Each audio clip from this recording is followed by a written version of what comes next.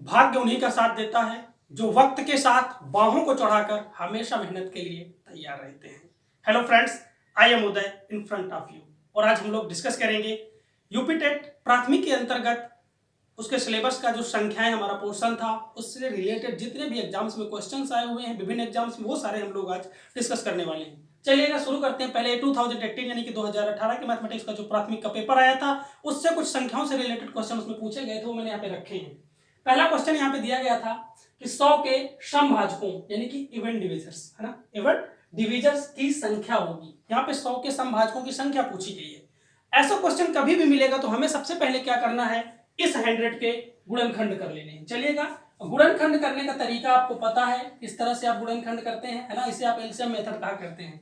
दरअसल LCM method नहीं होता, ये होता क्या, गुणनखंड मेथड ही होता है, यानी कि गुणनखंड करने का तरीका होता है। क्या करते हैं, यहाँ पे सबसे छोटी संख्या से शुरुआत करते हैं ना, क्योंकि ये संख्या क्या है, सम है ना। लास्ट में 0 है, मैंने बताया था जिन संख्याओं के लास्ट में 0, 2, 4, 6 और 8 होता है वो सम संख्याएं होती है। तो ये संख्या 2 से कट जाएगी, 2 से काटोगे 2 पंचे 10 है ना, 5 तो 0 हो गया है ना। फिर 2 से काटो, कट जाएगा, 0 है लास्ट में, 2 दूनी 4 और 1 बचा 10, 2 पंचे 10 है ना। फिर क्या करो आप, 5 से काट दो, 5 से काटोगे 5 बचे 25, फिर से 5 से काट दो तो 1 आ जाएगा है ना। गुणनखंड इसके हो चुके हैं, यानी कि 100 के अगर हम गुणनखंड की बात करें तो कितना आ गया, 2 गुना 2 गुना 5 गुना 5। क्वेश्चन क्या कह रहा है कि केवल हमें इवन डिविजर्स लेना है, यानी केवल हमें क्या करना है, समभाजक लेना है, यानी कि वो संख्याएं जो समभाजक हों। यानी कि भाजक क्या होता है आपको पता है, जिनसे 100 क्या हो, कट जाए, और वो क्या होनी चाहिए, सम होनी चाहिए। देखिएगा, खोजते हैं तो ये यहीं से मिलेगी, ये जो इसके गुणनखंड है ना, यहां से संख्याएं मिल जाएंगी। देखिएगा, पहला तो हो सकता है इसका भाजक 2 से भी कट जाएगी है ना, 100 2 से कट जाएगी। फिर क्या करो, 2 गुणे 2 यानी कि 4 से भी कट जाएगी, 4 से भी कट गई। फिर 2 गुणे 5 है ना, 10 से भी कट जाएगी ये संख्या। फिर एक बार क्या करो, आप इन 4 को ले लो साथ में और एक बार 5 को ले लो, 2 दूनी 4 पंचे 20 है ना, 20 से भी ये संख्या कट जाएगी। फिर क्या करना है, 20 हो गया है ना, 20 पंचे 100 हो जाएगा, कट जाएगी आराम से। इसके बाद क्या करना है आपको, 50 से भी ये संख्या कट जाएगी, 50 से कट गई, ठीक है, 25 और 2 50 हो गई। फिर इसके बाद क्या करो, सभी को ले लो, यानी कि कोई भी संख्या अपन स्वयं का भाजक भी तो होती है, यानी कि जो 100 है वो क्या 100 से भी कट जाएगी है ना। ये भी सम है, ये भी सम है, ये भी सम है, ये भी सम है, ये भी सम है और ये भी सम है ना। ये भी क्या है, ये सभी समभाजकों की संख्या कितनी हो गई, 1 2 3 4 5 6, यानी कि इनको हमने काउंट किया तो कितने हो गए समभाजक, 6।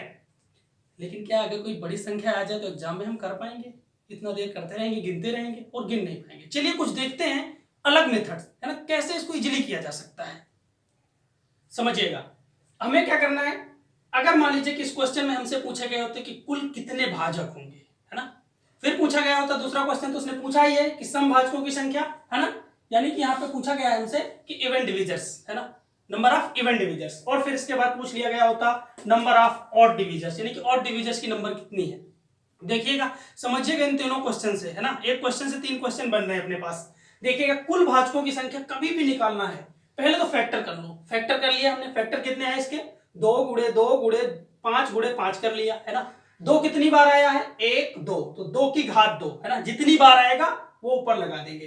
फिर 5 गुणे 5, 5 कितनी बार आया है, 2 बार, तो 5 की घात 2 है ना, यानी कि इसकी घात इसे बोलते हैं ना, इसे घात बोलते हैं, इसे आधार बोलते हैं। 2 की घात 2, 5 की घात 2। अब क्या करना है हमें, जब हमें कुल भाजक बताने होंगे तो दोनों की जो घात आई है उसमें एक एक जोड़ दो है ना।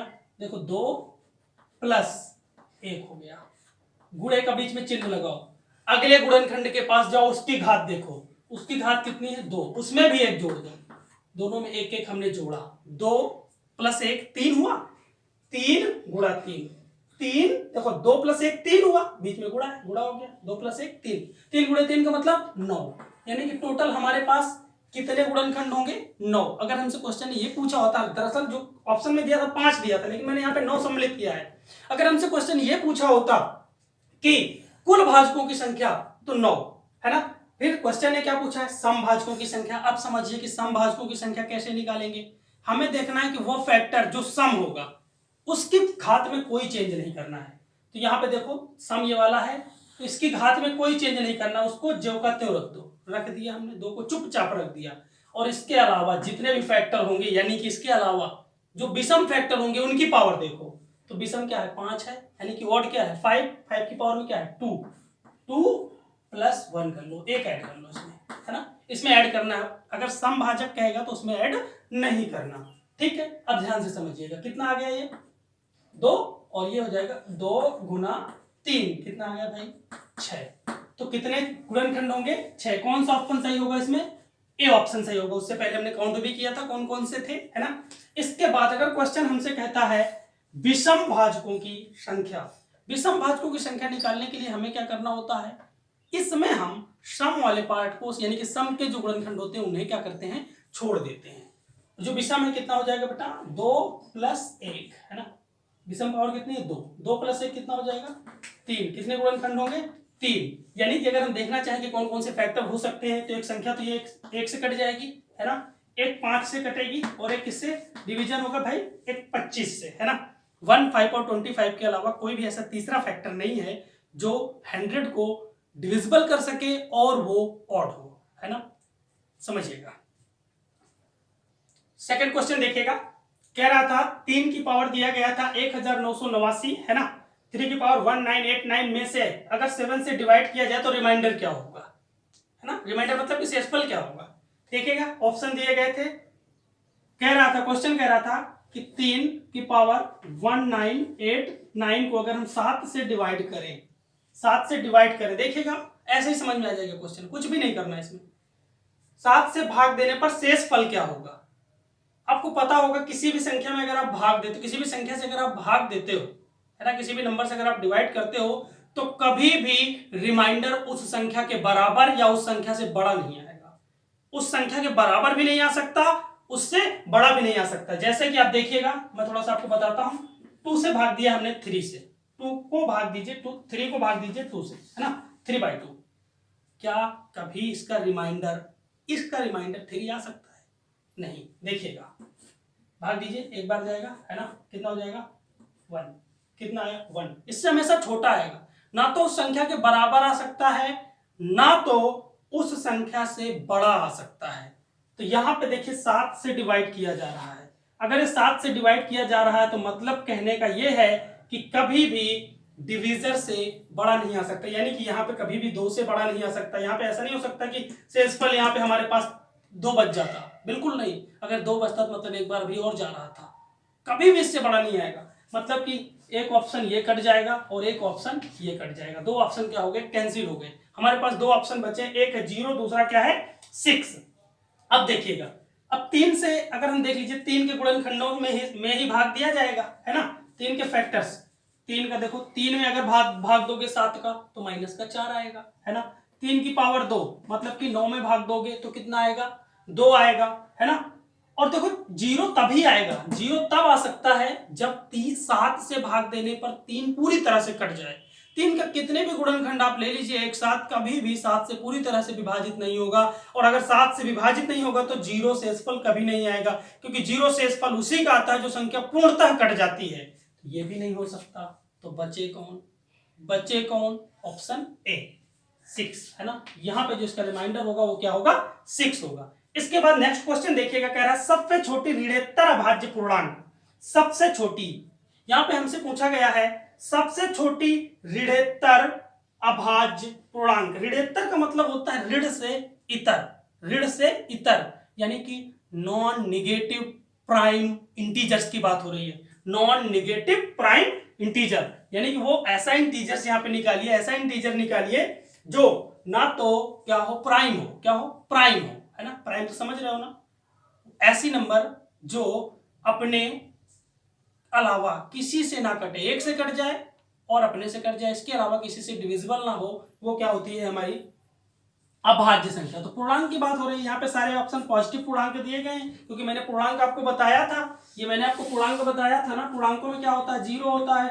1 होता है, 2 होता है, 3 होता है, 4 होता है ना। नंबर लाइन आपने पढ़ा होगा, -1, -2, -3, -4, -5, है ना, ये सारी चीजें। तो हमसे क्या कह रहा था ऋण के इतर, यानी कि नॉन निगेटिव नहीं चाहिए, मतलब कि कह रहे हैं अंकल जी इधर का छोड़ दो, है ना, उधर जाने दो, पॉजिटिव की तरफ आइए, पॉजिटिव की तरफ आइए। अब देखिए यहां पे देखते हैं कौन सी ऐसी पूर्णांक है, कौन सा ऐसा इंटीजर है जो फर्स्ट अभाज्य है। क्या बेटा यहाँ पे फर्स्ट प्राइम है ना, फर्स्ट प्राइम है। देखिएगा जीरो, जीरो क्या है, जीरो ना तो भाज्य है ना तो अभाज्य है ना। फिर वन आ जाओ, वन को क्या कह सकते हैं हम लोग, सॉरी वन ना तो भाज्य है ना तो अभाज्य है, ठीक है। टू, टू देखो क्या है, वन से डिविजिबल है और टू से डिविजिबल है। तीसरा ऐसा कोई डिजिट नहीं जिसे इससे डिवाइड किया जा सके। तो टू क्या है हमारी, पहला।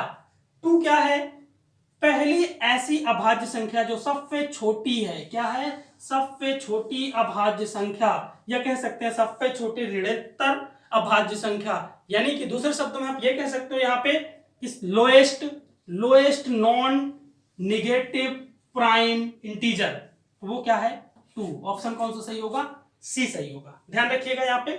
इसके बाद देखते हैं चौथा क्वेश्चन, बहुत ही इंपॉर्टेंट क्वेश्चन है ना। देखते हैं यहां पे, देखिएगा चौथा क्वेश्चन आया था 2018 के यूपी टेट में ही।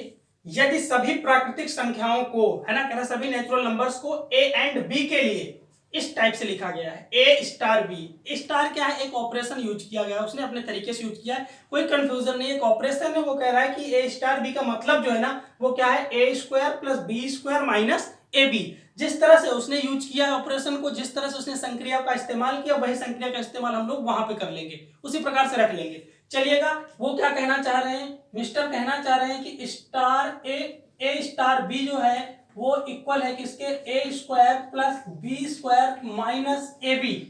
कोई बात नहीं, हमको क्या कह रहा है, तो फाइंड 9 स्टार 10, कह रहा है 9 स्टार 10 का मान ज्ञात कीजिए, है ना। लेते हैं यहाँ पे 9 और ये है स्टार और यहाँ पे है 10। तो कह रहा है पहला वाला जो डिजिट है 9, देखो a इक्वल टू 9 है, b इक्वल टू 10 है।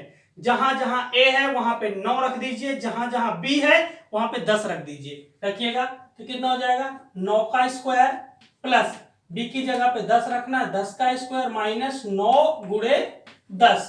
9 के स्क्वायर का मतलब होता है, बहुत लोग ना क्या करते हैं, 9 का स्क्वायर का मतलब होता है 9 गुणे 2 यानी कि 18 कर देते हैं। भैया गलत है ना। 9 की पावर 2 का मतलब है 9 का 9 में 2 बार मल्टीप्लाई। हम क्या करते हैं 9 दूनी 18, ये गलत है, बिल्कुल गलत है। ये कहना क्या चाहता है, 9 इंटू 9, 9 की पावर 2 का मतलब 9 की पावर 3 होता, मतलब 9 इंटू 9 इंटू 9, यानी कि 3 टाइम्स मल्टीप्लाई था 9 में ही।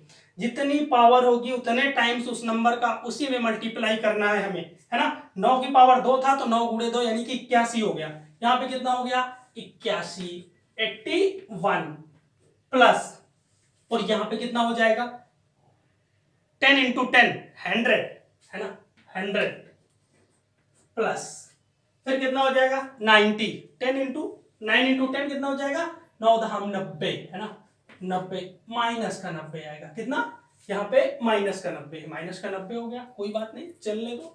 100 माइनस 10, अब यहाँ पे भी समस्या आती कैसे करें, क्योंकि प्लस के 10 है, प्लस के 100 रुपए थे जेब में, हमने अपनी बहन को बोला कि 90 रुपए निकाल ले, उसने निकाल लिया। बचे कितने हमारे पास, 10। इसमें से कितने बचे, 10। ये पहले तो 81 रुपए और पड़े थे ना बटुआ में दूसरी तरफ, है ना, और 10 रुपए और बच गए। कितना हो गया 91, है ना। 10 यहां से बच गए, बहन ने निकाले 90, 100 थे, 10 यहां से बच गए, 81 ये थे, टोटल कितने हो गए 91। कौन सा ऑप्शन सही होगा, बी ऑप्शन सही होगा। इसके बाद देखिएगा क्वेश्चन नंबर 5। अब देखिएगा यहाँ पे 5वां क्वेश्चन कह रहा है यदि x और y शून्येतर वास्तविक संख्याएं हों। समझिएगा इस शब्द में बड़ी जान है ना। शून्येतर वास्तविक संख्याएं, शून्येतर का मतलब होता है शून्य के इतर, मतलब कि शून्य के अलावा, है ना, मीन्स नॉन जीरो वास्तविक संख्याएं, मतलब कि वास्तविक संख्याएं क्या है, जीरो वाली नहीं लेना और बाकी सब ले लेना, मतलब कि जीरो को छोड़ देना है ना, जीरो जाओ, है ना, जीरो जाओ। देख क्या कह रहा है, शून्येतर वास्तविक संख्याएं मतलब कि नॉन जीरो रियल नंबर्स, है ना। रियल नंबर आपको पता है, मैंने बताया था कि दुनिया की सभी संख्याएं, कॉम्प्लेक्स नंबर को छोड़ देने के बाद दुनिया की सभी संख्याओं को बोरे में भरते जाओ, वो क्या है, वास्तविक संख्याएं, यानी कि कुल मिला के सारी आ जाएंगी, जीरो को बस नहीं लेना है ना, जीरो से परहेज करना है, ठीक है। चलिएगा फिर कह रहा है, तो कह रहा है X square plus Y square plus X Y होगा क्या होगा, थोड़ा सा कॉम्प्लिकेटेड बनाया है। पहला ऑप्शन कह रहा ऑलवेज पॉजिटिव, हमेशा धनात्मक होगा। एक्स और वाई के कुछ मानों के लिए जीरो भी होगा। भैया जीरो को तो हमने छोड़ ही दिया है, जीरो आने का देख लेंगे, जीरो आने के लिए क्या सवाल भी उठता है क्या, जीरो हो भी सकता है क्या, देखेंगे, है ना। Always negative, always negative. फिर क्या कह रहा है, नेगेटिव एंड पॉजिटिव, कह रहा है नेगेटिव और पॉजिटिव बोथ, दोनों होगा, है ना। देखेंगे हमें क्या करना है, जीरो अगर लेके चलेंगे, है ना, अगर हम क्या करेंगे एक्स और वाई की वैल्यू जीरो लेके चलेंगे, लेकिन उसने मना कर दिया है, मना कर दिया, सीधे कह रहा है कि शून्येतर वास्तविक संख्याएं हैं, मतलब कि नॉन जीरो रियल नंबर्स है, तो जीरो तो लेने नहीं, या तो आप पॉजिटिव ले सकते हो या तो नेगेटिव ले सकते हो। तो पॉजिटिव के लिए तो चेक करने की जरूरत ही नहीं है ना, दो पॉजिटिव रियल नंबर्स उठाने, क्या एक रियल नंबर है क्या, है ना, दोनों के लिए एक एक ले लेते हैं, क्यों भारी भरकम संख्याएं लें, है ना, जब हमें पता है एक भी रियल नंबर है, एक दोनों क्या है, एक्स और वाई दोनों क्या है, नॉन जीरो रियल नंबर्स हैं, है ना, जानो क्या है, नॉन जीरो रियल नंबर्स यानी कि शून्येतर वास्तविक संख्याएं हैं। तो वास्तविक संख्या एक भी है, वास्तविक संख्या ये भी है, मतलब कि दोनों को बराबर लेके चलते हैं, देख लेते हैं अपना मतलब फिट करते हैं ना। अगर हम दोनों को पॉजिटिव ले रहे हैं, देखते हैं क्या पॉजिटिव आ रहा है ना, रखो यहाँ पे X square plus Y square, है ना, एक का स्क्वायर प्लस एक का स्क्वायर प्लस एक गुणे एक का स्क्वायर कितना होगा, एक प्लस एक कितना आया, तीन। तीन कैसा है, धनात्मक है, तीन कैसा है, पॉजिटिव है, 3 इज पॉजिटिव, मतलब कि यहाँ पॉजिटिव वैल्यू दे दिया। अब दूसरा क्या करते हैं, एक बार क्या करते हैं, दोनों को निगेटिव लेके देख लेते हैं, है ना, एक बार दोनों को पॉजिटिव लिया, एक बार दोनों को निगेटिव करके देख लेते हैं क्या रिजल्ट आता है। तो x is equal to -1, y is equal to -1 रख लो, है ना, -1 रख लो भाई, तीन ही केस बनेंगे, या तो दोनों पॉजिटिव हो सकती हैं, या तो दोनों निगेटिव हो सकती हैं, या तो एक पॉजिटिव दूसरी निगेटिव हो, बस ये तीन केस बनेंगे, चौथा कोई केस ही नहीं है ना। चलिएगा x की जगह पे -1 रखो, तो -1 का स्क्वायर -1 का स्क्वायर, है ना, अगर एक की पावर में क्या हो, सम संख्या हो, कोई क्या हो, सम संख्या यानी कि इवन नंबर हो, तो वैल्यू क्या होगी उसकी 1 ही होगी, तो ये 1 हो गया। फिर एक का स्क्वायर तो आप देख ही चुके हो, एक आता है ना, फिर एक्स वाई, है ना, एक्स वाई यानी कि -1 गुणे +1 कितना आ जाएगा, 1 + 1, -1 गुणे +1 -1 हाँ चलो अरे फॉल्ट होगा, है ना, क्या है -1, वाई भी तो -1 लिए हैं हम लोग, है ना, तो यहाँ पे -1 है, ये तो खैर प्लस ही आएगा, कोई दिक्कत ही नहीं है। तो 1 + 1 ये +1 ये भी आ गया, कितना आ गया भाई, ये भी आ गया, 3 आ गया, ये भी 3 आ गया, कोई बात नहीं, ये भी कैसा है, पॉजिटिव है यानी कि धनात्मक है। एक और केस बचा है, उस केस को भी निपटा लेते हैं साथ में, है ना, ले लेते हैं x की वैल्यू -1 ले लो और y की वैल्यू क्या करो, +1 ले लो, है ना। एक बार मैंने क्या बताया, एक बार दोनों को पॉजिटिव ले लेना है, एक बार दोनों को निगेटिव ले लेना है, और एक बार एक को पॉजिटिव एक को निगेटिव कर लो, बस बाकी दूसरे वाले करने की जरूरत नहीं, एक से ही काम हो जाएगा, है ना। देख लेते हैं, क्योंकि सभी रियल नंबर्स के लिए ट्रू होना चाहिए ना, बस तो कोई बात ही नहीं है ना। रखो यहाँ पे -1 का स्क्वायर 1 आएगा, प्लस 1 का स्क्वायर 1 आएगा, प्लस अब देखो -1 और +1 का गुणा करेंगे, मल्टीप्लाई करेंगे तो कितना आएगा, -1 आएगा, कितना आएगा ये, -1 है ना, -1 +1 दोनों का मल्टीप्लाई करो, है ना, -1 गुणे +1 है ना, या प्लस का 1 प्लस लगाओ या ना लगाओ चलेगा, कितना आएगा ये, -1 आएगा। प्लस और माइनस का मल्टीप्लाई हमेशा क्या होता है, माइनस होता है। चलिएगा अब यहाँ पे कितना आएगा, दोनों कैंसिल हो जाएंगे, कितना बचा 1, 1 क्या है, पॉजिटिव, 1 क्या है, पॉजिटिव। तीनों केस में हमने देखा हमारे पास कि हमेशा क्या आ रहा है, पॉजिटिव आ रहा है। कह रहा तुम कुछ भी कर लो, है ना, तुम कुछ भी कर लो, यानी कि नॉन जीरो, किसी भी नॉन जीरो वैल्यू के लिए x² + y² + xy की जो वैल्यू होगी वो हमेशा क्या होगी, पॉजिटिव होगी।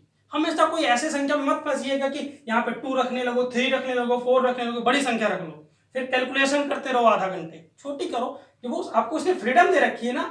क्या कह रहा है, यदि x और y शून्येतर वास्तविक संख्याएं हैं, है ना, नॉन जीरो रियल नंबर से, तो आप कोई भी रियल नंबर रख सकते हो, फ्री हो आप x और y। उसने कभी नहीं कहा कि आपके लिए बाउंडेशन नहीं दिया कि 1 बड़ा होना चाहिए वो छोटा होना चाहिए, कोई दिक्कत नहीं है ना। अगर कहीं से 2 ऑप्शन मैच करते तो फिर हम सोचते उसके बारे में, एक ही में काम चल रहा है ना। ऑल पॉजिटिव हमेशा क्या होगा, धनात्मक होगा। यहाँ पे 5 में कैसे होगा, बी। चलिए देखेंगे इसके बाद हम लोग नेक्स्ट क्वेश्चन नंबर 6 देखेंगे। कह रहा है यदि किन्हीं दो प्राकृतिक संख्याओं a और b के लिए a की पावर b = 125 हो, तो इसमें लिखा बताना है हमें कि b की पावर a का मान क्या होगा, है ना, b की पावर a की वैल्यू क्या होगी। और ये क्वेश्चन था यूपी टेट 2018 प्राथमिक का।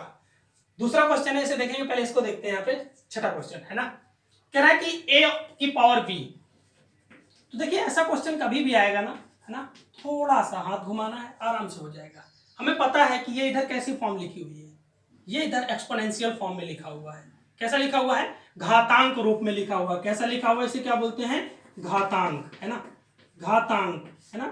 तो क्या करें, पहले हम इसके गुणनखंड करते हैं, इसके फैक्टराइजेशन करते हैं। 125 का फैक्टराइजेशन होने के बाद हम क्या करेंगे, इसको एक्सपोनेंशियल फॉर्म में यानी कि घातांक रूप में लिखेंगे, फिर कंपेयर कर देंगे कहां पे a है कहां पे b है। देखिएगा, तो सबसे पहले 125 के आपको प्राइम फैक्टराइजेशन करना है, यानी कि अभाज्य गुणनखंड करने हैं। 2 से काटेंगे, नहीं कटेगा।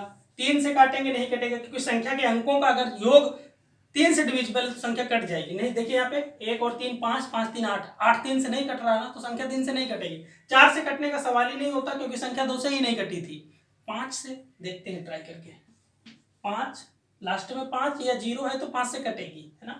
5 दूनी 10, 2 5 बचे 25, फिर से 5 से काटो, 5 बचे 25, फिर से काट दो 5 से, है ना, कट गया, 1 आ गया। जैसे 1 आएगा, 1 मिलते ही इंतजार खत्म, मामला पेट, है ना। इसे क्या लिख सकते हैं हम लोग? 5 इंटू 5 इंटू 5, है ना, 5 गुणे 5 गुणे 5। इसे लिखा जा सकता है, देखो 5 कितनी बार आया है? 1 2 3, जितनी बार आया है उतनी घात। 3 बार आया, 3 घात। अब आ जाओ मिस्टर a की पावर b के पास, है ना, a की पावर b के पास आ जाओ। देखिएगा, है ना, a की पावर b यानी कि 5 की पावर कितना आया है? 3, है ना।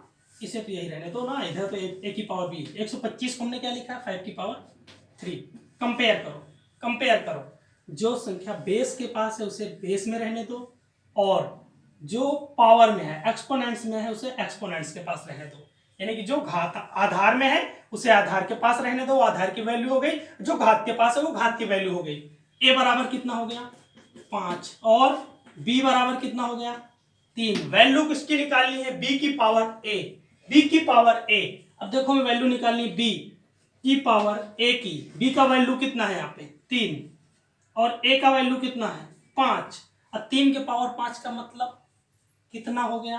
3 का 3 में कितनी बार गुणा करना है? 5 बार। कितनी बार? 5 बार, है ना। इन दोनों का गुणा कर लो, 9 आएगा। इन दोनों का गुणा कर लो, 9 आएगा। और क्या बच गया? 3 को चुपचाप रख लो। इन दोनों का मल्टीप्लाई करोगे, 81 आएगा। 9 गुणे 9, 9 नहीं 81, 3 से मल्टीप्लाई अब कर लो, है ना।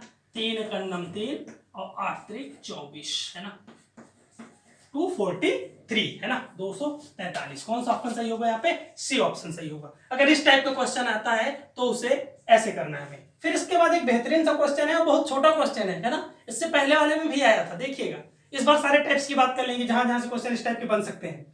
सबसे छोटी अभाज्य संख्या, देखो सबसे छोटी अभाज्य संख्या आपसे पूछी जाए या सबसे छोटी अभाज्य संख्या पूछी जाए, तब भी क्या है बेटा? 2 है। अगर हमसे क्वेश्चन पूछा जाए सबसे छोटी समअभाज्य संख्या, तब भी क्या होगा? सबसे छोटी, है ना, सबसे छोटी, है ना, सबसे छोटी समअभाज्य संख्या, समअभाज्य संख्या क्या है? सबसे छोटी समअभाज्य संख्या 2, है ना। अगर हमसे क्वेश्चन ये पूछे सबसे छोटी समअभाज्य संख्या की बात हो गई, यानी कि इवेंट प्राइम नंबर, है ना, लोएस्ट इवेंट प्राइम नंबर भी क्या है? 2। अगर हमसे पूछा जाए जैसे कि सबसे छोटा समअभाज्य धनात्मक पूर्णांक या धन पूर्णांक, यानी कि पॉजिटिव इंटीजर, है ना, उसमें क्या पूछा गया था? अभाज्य पूछा गया था, तब भी आंसर क्या होगा? 2 ही होगा। सबसे छोटा धनात्मक सम पूर्णांक, वो भी क्या होगा? 2 होगा। दोनों के लिए आंसर क्या होंगे? 2 होगा। सबसे छोटी समअभाज्य संख्या भी 2 होगी। तो इस तरह के जो भी क्वेश्चन आएगा तो उन्हें हमें करना है। देखते हैं क्वेश्चन नंबर 8 2017 में, है ना, 2017 में दोनों में आए हुए दोनों क्वेश्चन 2017 के हैं। देखिएगा, कह रहा किसी संख्या के 3/4 का 2/3 24 के बराबर है, तो उस संख्या का 1/4 क्या होगा? यानी कोई नंबर है हमारे पास, है ना, उसका 3/4 का 2/3 इक्वल है किसके? 24 के। तो वो कह रहा है कि उस नंबर का 1/4 क्या होगा? हम एक काम करेंगे, हम नंबर ले रहे हैं 1, हम नंबर ले रहे हैं 1, 1 इक्वल टू आंसर लेना है हमें, है ना। ले लो नंबर, क्या ले लो, मान लीजिए यहाँ पे लेट कर लो, माना क्या हो जाएगा, लेट करो, नंबर हमारी जो है संख्या क्या है 1 है ना। तो क्या कह रहा है क्वेश्चन, क्या कह रहा है, उस संख्या का, है ना, 1 का कितना का जहां जहां लगाएगा 1 4 करना है ना, 3 4 क्या करना है, इंटू लगा देना, जहां जहां पे का लगाएगा इंटू कर देना, ठीक है। संख्या का 1 इंटू का लग गया 3/4 का, फिर से इंटू मारो 2/3 इक्वल टू किसके है 24 के, किसके 24, ठीक है, कोई दिक्कत नहीं, कैंसिल आउट करते हैं, 3 से 3 को कैंसिल कर दीजिए, फिर 2 1 2 2 2 4 है ना, यानी कि यहाँ क्या बचा 1/2 इक्वल टू कितना 24। याद रखना 1 इक्वल टू आंसर है अपना, 1 इक्वल टू क्या है आंसर। इस 2 का मल्टीप्लाई उधर करो, 1 इक्वल टू कितना आ जाएगा, 2 का मल्टीप्लाई करोगे 24 के साथ कितना आ जाएगा 48, यानी कि 1 इक्वल टू 48, यानी कि जो हम 1 मान के चले थे हमारी नंबर थी 1 इक्वल टू 48 है, यानी कि नंबर क्या है हमारी 48। उस कह रहा उस नंबर का कितना निकालना है आपको 1 4, तो 48 का 1 4 निकाल दीजिए, 1 4 है ना, का मतलब इंटू, ठीक है, का मतलब इंटू, यानी कि हमें निकालना 1/4 ऑफ 48, 1 और ये 1 और 2 कितना आ गया 12, कितना आ गया यहाँ पे 12। कौन सा ऑप्शन सही हो रहा है बी, यहाँ पे कौन सा ऑप्शन सही होगा बी। देखते हैं क्वेश्चन नंबर 9, कह रहा पाई है एक परिमेय संख्या, अपरिमेय संख्या, अभाज्य संख्या, पूर्णांक, यानी कि rational number, irrational number, prime number या इंटीजर्स। देखिएगा पाई, सबसे पहले तो जानिए कि पाई होता क्या है। ये होता है हमारा सर्कल, है ना, यह है हमारा सर्कल। सर्कल में इसे हम बोलते हैं सरकमफ्रेंस, यानी कि परिधि। क्या बोलते हैं परिधि। क्या होती है परिधि, क्या होती है सर्कल की जो सरकमफ्रेंस होती है वो 2πr होती है, और इसे बोलते हैं डायमीटर, है ना, यानी कि व्यास। व्यास क्या होता है 2r होता है। तो जो पाई होती है वो निकलती कहां से, परिधि बटे व्यास से। कहां से, परिधि डिवाइडेड बाई व्यास, है ना, व्यास यानी कि डायमीटर, यानी कि circumference divided by diameter. Circumference कितना है यहाँ पे हमारे पास 2πr, और डायमीटर कितना है 2r। r से r को काट दो, 2 को 2 से काट दो, क्या आया पाई। अगर हमसे कोई पूछता है कि पाई क्या है तो हम बता सकते हैं, अगर हमसे एक नंबर में कभी भी क्वेश्चन पूछा गया ना तो हम बता सकते हैं कि pi is ratio of circumference and diameter of a circle, है ना, यानी कि वृत्त के परिधि और व्यास का अनुपात होता है पाई। पाई क्या है, पाई का जो मान निकाला गया है वो क्या है 3.14, आगे क्या dot dot dot dot dot dot करके आता जाएगा, है ना। और ये नंबर खत्म नहीं हो रही है, ये क्या है खत्म नहीं रही, कोई भी डिजिट कभी भी आ रहा है ना, तो किसी ऐसा भी नहीं हो रहा है कि एक डिजिट लगातार की पुनरावृत्ति हो रही हो, है ना, या नंबर्स का ग्रुप आ रहा हो, ऐसा कुछ भी नहीं है। समस्या यहाँ पे क्या है कि कोई भी डिजिट कहीं भी इसके आगे आ रहा था तो इसका जो प्रसार हुआ वो क्या था अशांत अनावर्ती था। क्या था अशांत अनावर्ती, यानी कि non terminating non repeating, non terminating non repeating. और इस टाइप के जितने भी नंबर होंगे वो सभी क्या होते हैं इरेशनल होते हैं। क्या होते हैं इरेशनल होते हैं, यानी कि अपरिमेय होते हैं, अपरिमेय होते हैं। कैसे होते हैं इरेशनल नंबर्स होते हैं। तो पाई क्या है एक इरेशनल नंबर है। देखिएगा ई की जो वैल्यू होती है ना, ई क्या होती है logarithm base of natural number होता है ना, logarithm base of natural number, यानी कि प्राकृतिक संख्याओं का लॉगरिथम आधार होता है क्या ई। तो ई की जो वैल्यू होती है वो होती है 2.718, ये भी आगे dot dot dot dot dot करके आती जाती है। ये भी हमारा सेम टाइप है, नॉन टर्मिनेटिंग नॉन रिपीटिंग, यानी कि अशांत अनावर्ती। अशांत अनावर्ती टाइप की जितनी भी संख्याएं होंगी, यानी कि कोई भी डिजिट कहीं भी आ रहा है आगे डॉट डॉट डॉट डॉट करके, या तो कोई नंबर रिपीट हो जाए, जैसे कि अगर मान लीजिए कि हमारे पास कभी कभी हमने देखा होगा भाग देते समय 1 3 3 3 3 इस तरह आता जाता है ना। अगर आ जाए मान लीजिए कि 2.999999 आ जाए, या आ जाए 2.5353 है ना, 5353, अगर इस तरह हो रहा है यानी कि कोई नंबर रिपीट हो रहा है, या नंबर का देखो ग्रुप बार बार रिपीट हो रहा है, ये एक ग्रुप आया फिर अगला एक ग्रुप आया फिर से अगला ग्रुप आया फिर एक अगला ग्रुप आया, अगर इस टाइप का आएगा तो ये सभी क्या होती है रैशनल नंबर होती है। ये सभी क्या होती हैं रैशनल नंबर्स होती हैं। ये कैसी होती हैं रैशनल नंबर, यानी कि इन्हें हम बोलते हैं परिमेय संख्याएं। इन्हें क्या बोलते हैं परिमेय संख्याएं। लेकिन अगर हमारे पास कहीं ऐसा नंबर्स आ रही हैं जो क्या है नॉन टर्मिनेटिंग नॉन रिपीटिंग है, यानी कि अशांत अनावर्ती हैं, इस टाइप की जो संख्याएं होती हैं वो क्या होती हैं, अपरिमेय संख्याएं होती हैं। मान लीजिए कि अभी कभी क्वेश्चन हमसे इस टाइप का पूछ लिया गया है, एक तो मैंने बता दिया है आपको पाई, पाई क्या है, एक अपरिमेय संख्या है, पाई क्या है, एक इरेशनल नंबर है। दूसरा मैंने क्या बताया, logarithm base of natural number, यानी कि ई की जो वैल्यू होती है वो 2 से 3 के बीच में होती है, इससे 2 से 3 के बीच में होती है ना, 2 से 3 के बीच में होती है ई की वैल्यू, है ना, 2 दशमलव समथिंग है, डॉट डॉट डॉट डॉट होती है। लेकिन ये क्या होती है, non terminating non repeating type की होती है। तो इस टाइप की नंबर क्या होती है, हमारी रेशनल नंबर होती है। पाई भी रेशनल नंबर, ई भी रेशनल नंबर। इसके बाद लेकिन अगर आपसे क्वेश्चन कोई पूछ ले 22/7, आपने इसका मान भी पढ़ा होगा एक, है ना, 22/7, है ना, सरकमफ्रेंस 22, डायमीटर 7।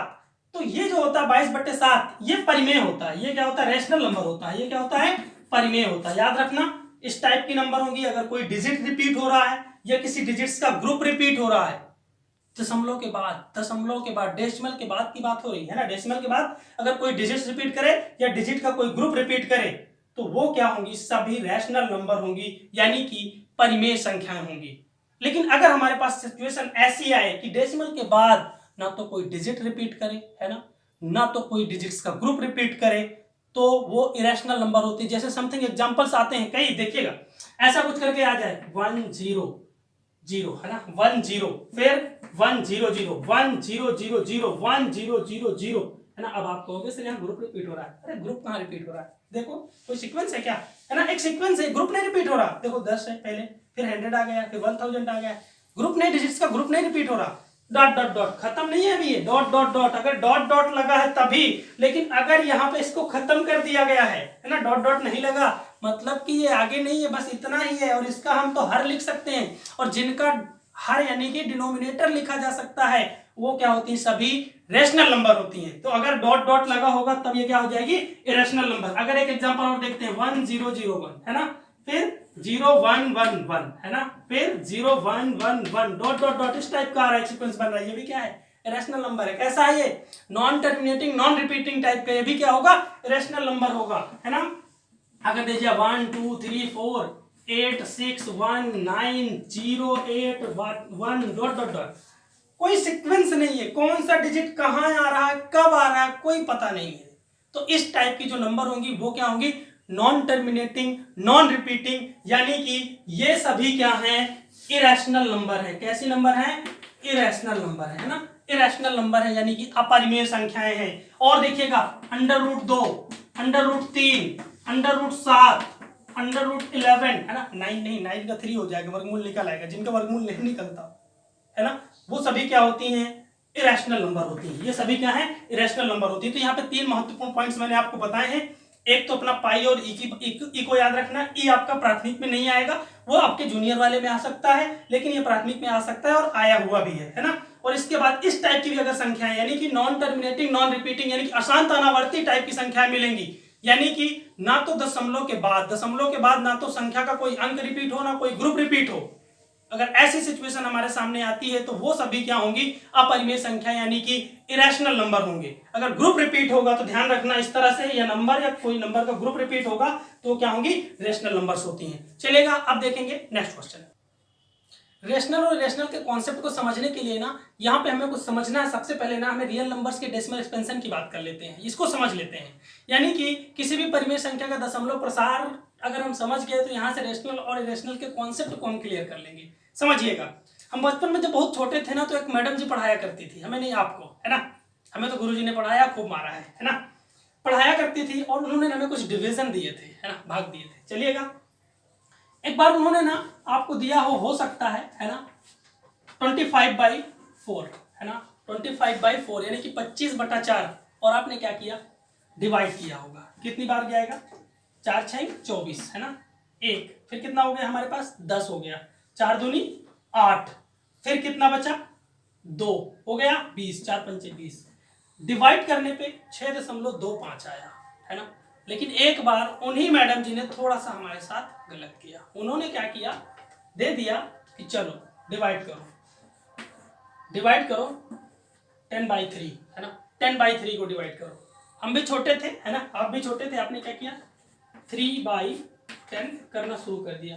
मैडम जी नहीं चाह रहा, है ना, पहले तो क्या कहे 3 टाइम्स ले गए, है ना, 9 1 है ना, फिर आपने कहा भाग नहीं जा रहा, दशमलव लगाया ना, दशमलव लगाया तो एक जीरो उतार लिया होगा, ये मैडम जी ने बता दिया होगा आपको अच्छे तरीके से। फिर क्या हुआ, फिर आपने देखा फिर से वही है ना, फिर आपने 3 टाइम्स ले गए आप, कितना हो गया 9, फिर से वही, ये चमत्कार चलता रहा कंटिन्यू है ना। हम थक गए ये करते करते, लेकिन ये नहीं थका आते जाते, कंटिन्यू होता गया इसके साथ, एक ऐसा कुछ आ गया है ना। और कभी कभी कहीं कहीं मुलाकात ऐसी हो गई, जब हम और क्लासेस में आए आगे, कुछ ऐसे डिजिट्स से मुलाकात हो गई जो कभी भी कहीं भी आ रहे थे है ना, जिनका कोई अपना आने का सीक्वेंस नहीं था, कोई भी कहीं भी कभी भी डिजिट आ जा रहा था, 2 3 4 5 6 7 8 है ना, मतलब कुछ भी आ गया, 8 आ गया, फिर आ गया 2 आ गया, 3 आ गया, 1 आ गया, 5 आ गया, 6 कुछ भी आ जाए। इस तरह की 3 प्रकार की समस्याओं से हम जूझे थे है ना। पहली तो हमारी एक ये थी है ना, और एक ये थी है ना, ये दोनों एक ही समस्याएं थी। इस टाइप की 3 समस्याओं से हम गुजरे थे बचपन में है ना, ये थोड़ा सा और बड़े होने पे मिला था, लेकिन बचपन में ये दोनों समस्याएं हमारे साथ घटित हुई थी। एक में हम देख रहे थे कि दशमलव के कुछ स्थानों के बाद संख्या पूरी तरह से खत्म हो जा रही थी, नंबर पूरी तरह से टर्मिनेट हो जा रही थी। दरअसल टर्मिनेट शब्द का जो अर्थ होता है, टर्मिनेट का मतलब होता है द एंड है ना, खत्म हो जाना। दशमलव के कुछ डिजिट्स के बाद नंबर खत्म हो जाती थी, तो उसे हम टर्मिनेटिंग डेसिमल एक्सपेंशन के नाम से जानते हैं। और जहां पे खत्म नहीं हो रही थी, तो देखो 2 टाइप थे, दशमलव के बाद ये dot dot dot dot dot dot dot का इशारा इस तरफ है कि हम कभी खत्म नहीं होंगे है ना, तुम खत्म हो जाओगे लेकिन हम खत्म नहीं होंगे। सेम समस्या यहाँ पे भी थी, कोई भी डिजिट कभी भी आता जा रहा था, continue dot dot dot dot का इशारा ये है कि कंटिन्यू बढ़ता जा रहा था। तो मैडम जी ने हमें वहां ये नहीं बताया था कि किस टाइप की नंबर है, क्योंकि उस समय हमारा वो लेवल नहीं था। लेकिन और जब और बड़े हुए तो आज हमसे मुलाकात हुई है, और आज हम बताएंगे आपको कि ये किस टाइप की नंबर है। ज्यादातर लोग जानते भी होंगे है ना, देखिएगा इन्हें क्या बोलते हैं, ये टर्मिनेटिंग डेसिमल एक्सपेंशन, यानी कि शांत दशमलव प्रसार। अगर संख्या क्या होती है, दशमलव के बाद खत्म हो जाती है, क्या होती है, दशमलव के बाद खत्म हो जाती है, यानी कि दशमलव के 2 4 6 स्थानों के बाद अगर संख्या खत्म हो जाती है तो उसे शांत दशमलव प्रसार कहते हैं। और यहाँ पे देखिएगा ये संख्या खत्म नहीं होगी, 2 टाइप यहाँ पे बन रहे हैं ना, यहाँ भी खत्म नहीं हो रही और यहाँ भी खत्म नहीं हो रही है। जब इनके 2 टाइप बनेंगे, 3 प्रकार की संख्याएं कैटेगराइजेशन हुआ हमारे पास, जो खत्म हो रही थी उनका नाम रखा गया टर्मिनेटिंग डेसिमल एक्सपेंशन, यानी कि शांत दशमलव प्रसार। शांत का मतलब शांत हो जाना है ना, यानी कि दशमलव के कुछ स्थानों के बाद, कुछ डिजिट्स के बाद डेसिमल के नंबर खत्म हो जाएगी, शांत हो जाएगी। और इसका मतलब अशांत है ना, इसकी आत्मा को शांति नहीं है, मतलब कि ये दशमलव के बाद या तो कोई अंक रिपीट करेगी या ग्रुप रिपीट करेगी। तीसरी कंडीशन, कोई भी डिजिट कहीं भी कभी भी बिना बुलाए मेहमान की तरह टपक जाएगा। अगर ऐसी कंडीशन आती है तो उसे हम क्या बोलेंगे, नाम दोनों के देते हैं ना, इसका नाम होगा हमारे पास अशांत है ना, अशांत अनावर्ती दशमलव प्रसार, अनावर्ती दशमलव प्रसार, यानी कि non terminating non repeating decimal expansion. इसका नाम क्या होगा, अशांत आवर्ती है, सॉरी यहाँ पे क्या है, आवर्त है ना, इधर आवर्त है, ये आवर्त है ना, शांत आवर्ती, आवर्त है ना, रिपीट हो रहा है तो इसे अशांत आवर्ती बोलेंगे, यानी कि इसे हम बोलेंगे नॉन टर्मिनेटिंग रिपीटिंग या रिकरिंग है ना, non terminating repeating decimal expansion, इन नंबर्स को बोलेंगे। इसके बाद इसे बोलेंगे हम अशांत अनावर्ती दशमलव प्रसार, यानी कि अशांत अनावर्ती दशमलव प्रसार, या कह सकते हैं non terminating non repeating decimal expansions.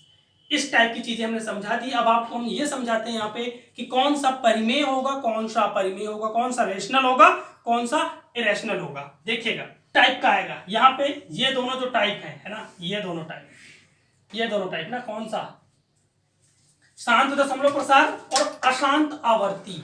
अशांत आवर्ती ये क्या है, परिमेय है। ये कैसी संख्या होती हैं, परिमेय संख्याएं होती हैं, यानी कि ये होंगी हमारी रैशनल नंबर्स।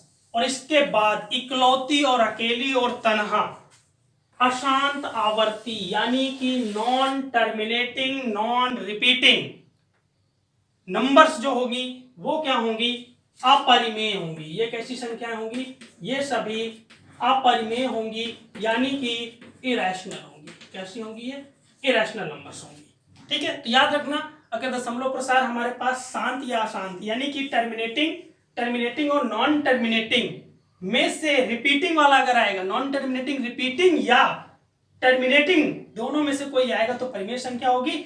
इकलौती कंडीशन है हमारे पास इरेशनल नंबर की नॉन टर्मिनेटिंग नॉन रिपीटिंग यानी कि अशांत अनावर्ती अगर आता है दशमलव प्रसार तो अपरिमेय होगा। ये सारी संख्याएं क्या हैं, अपरिमेय के एग्जांपल से लिखे हुए हैं। एक बात याद रखना है ना, एक जादू वाली बात आपको बता देते हैं। अब आप कमेंट सेक्शन में कमेंट करके मुझे बताइएगा कि 3.14 कैसी नंबर है। 3.14 है ना, 3.14 ठीक है, बताइएगा कैसी नंबर है। ये परिमेय है, दूसरा अपरिमेय है यानी कि रेशनल इरेशनल, तीसरा इंटीजर यानी कि पूर्णांक है, चौथा हम क्यों